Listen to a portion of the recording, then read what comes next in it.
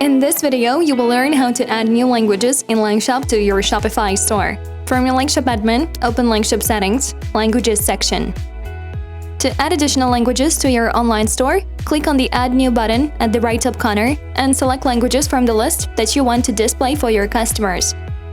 When you add a new language, LangShop will pop up the window and offer you to translate all categories automatically. If you want to manually edit a new language, choose the button I will translate manually. According to Shopify API policy, you can add 5 additional languages to your online store. If you are on the Shopify Plus plan, you can add up to 20 different languages.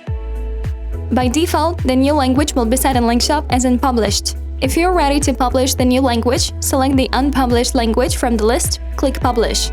Every time when you add a new language in LangShop, you need to connect recently added languages to a domain. Open Manage Domains link that will redirect you to Shopify domain settings, choose the domain, click Manage. Select languages that you want to display with the following domain, save changes. If you have any questions, comment down below, visit our 24/7 live chat, give us a call, or write an email. Subscribe to the channel for weekly tutorials and build a multilingual store with LangShop on Shopify.